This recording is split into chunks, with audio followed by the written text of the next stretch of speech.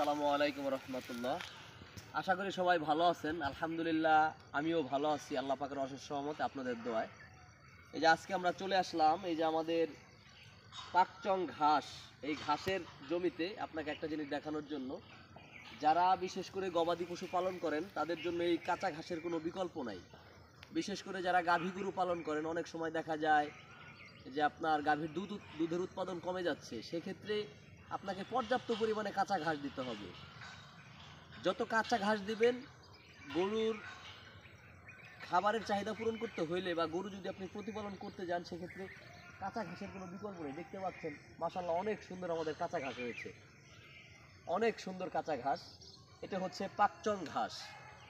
এই পাকচং ঘাস চাষ করতে পারেন অথবা জারা ঘাস চাষ করতে পারেন।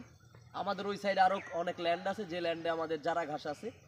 আর বাম পাশে রয়েছে আমাদের সুন্দর একটি 300 গরুর একটি শেড। এই শেডের জন্য আমাদের প্রায় 200 বিঘার মতো আমাদের এই কাঁচা ঘাসের চাষাবাদ আছে। তো যারা বিশেষ করে গরু পালন করেন তাদের জন্য আমি এতটুকুই বলবো যে আপনারা যারা গরু পালন করে লাভবান হতে চান, তারা পর্যাপ্ত পরিমাণে কাঁচা ঘাস চাষ করুন। যত বেশি কাঁচা ঘাস চাষ করবেন, আপনাদের খরচের পরিমাণ কমে যাবে এবং আপনারা আস্তে আস্তে বিশেষ করে খরচ যত কমবে লাভের পরিমাণ তত বাড়বে। সেজন্য কাঁচা ঘাসের কোনো বিকল্প নাই। ভালো থাকবেন সবাই। আসসালামু আলাইকুম।